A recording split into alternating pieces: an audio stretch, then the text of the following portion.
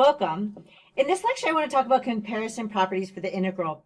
And I didn't check, but I'm not sure these are normally covered in this course, or at least that they were last year.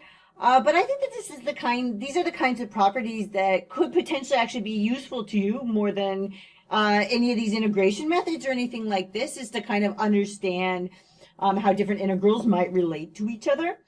And they're also a little bit intuitive. They're really nice pictures and so on. So I felt like this was worth going through for you. So here we go. So we're going to suppose that we're going to have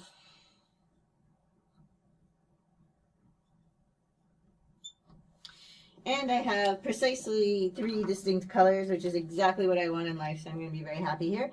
So in this circumstance, so I'm going to have an m, which is going to be a constant, and I'm going to have that this is going to be less than or equal to my function always.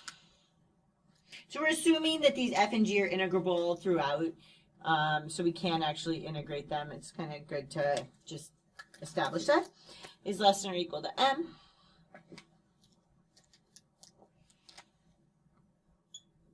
And I'm out of distinct colors, so you're just going to have to bear with me that I'm going to write this all in green. So for each a less than or equal to x is less than or equal to b. So here's a picture for when f is greater. It's usually easier to picture things when we're in this circumstance where f is greater than or equal to 0, because then we're just looking at area underneath a curve. So when f is greater than or equal to 0, here's our picture. We're going to have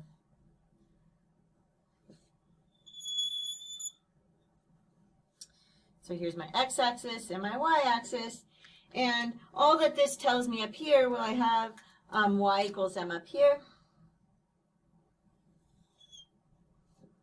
So this is y equals m. This is below, so on the bottom, I'm going to have y equals little m.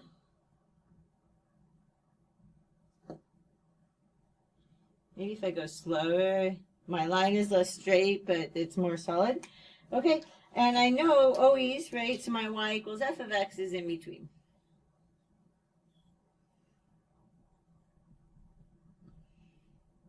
Right, is what the picture is, right?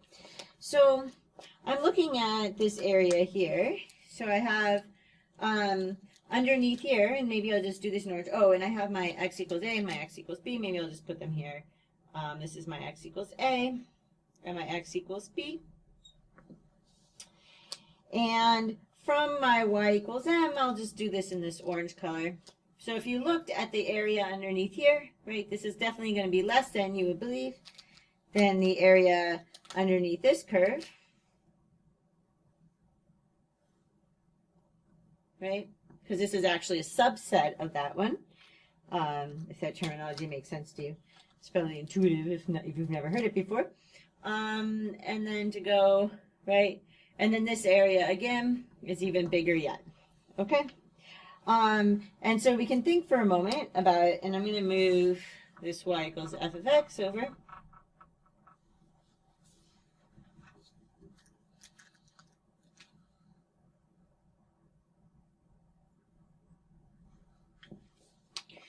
Okay, so this is the area equals m times b minus a, right? This area up here, so this area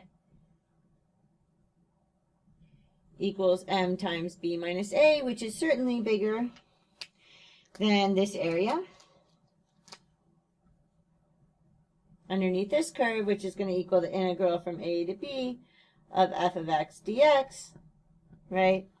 And this one is certainly also then bigger or equal to, if this is actually equal in there, of the area, this area, right? And then you know that this area is my height m times b minus a, that length. The same thing here, this one is just my height m, right? And then times b minus a, which is that length. We've kind of talked about that a few times, but it's good to get that straight in your head as to what we're doing there. But, okay, so this picture you completely believe. The cool thing is it holds even when f is not positive. Okay, so the picture holds.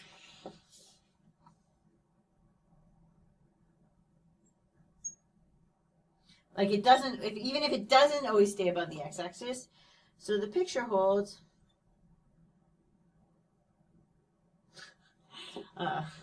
even when f is not positive.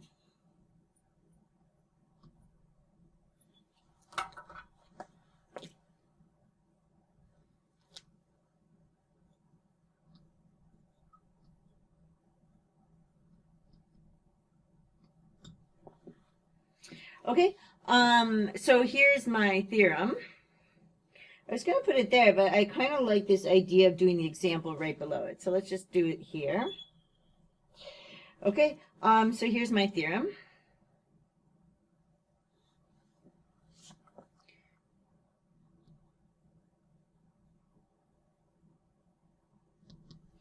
Okay, is that if we're in that setting, so if we have that, so we're going to have m less than or equal to this, less than or equal to this. So let's bring back our colors. So we have if m is less than or equal to f of x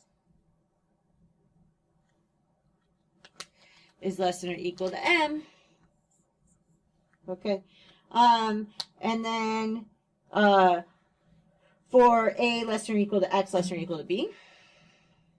So for all a less than or equal to x less than or equal to b.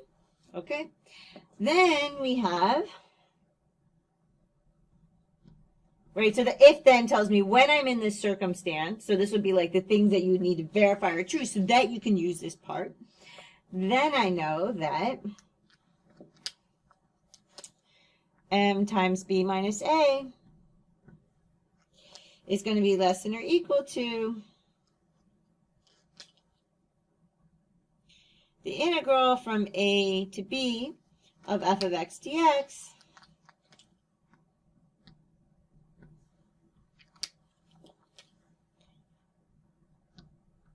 which is going to be less than or equal to big M times b minus a. Okay, and I'll do an example right here so you can kind of see this. So this is the theorem. Let's box the theorem. Theorems are important, useful things. They deserve boxes around them.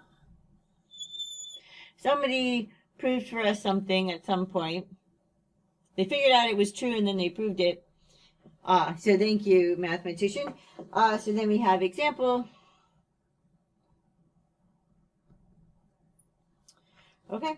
So I'm going to take, I know that minus 1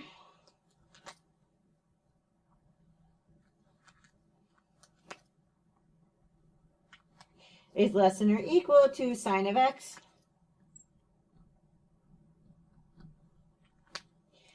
is less than or equal to 1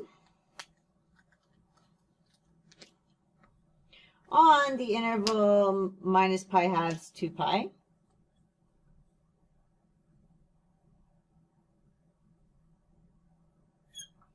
Okay. Great. Okay, so then what that's going to give me, so what I did there was to verify that the first part was true, so now I can actually go for the second part and be like, yes, it's going to be true. So that's going to give me, so I'm going to have minus 1 times, and then I need to take the difference of those, so I'm going to go pi minus pi over 2. It has to be less than or equal to the integral from minus pi over 2 to pi. And then this is going to be the sine of x here.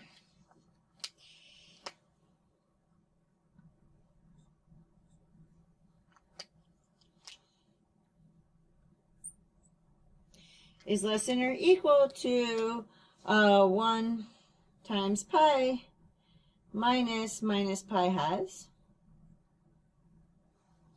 Okay. And then if you just kind of compute this out, here we're going to get, so this is going to give me that minus 3 pi over 2 is going to be less than or equal to this integral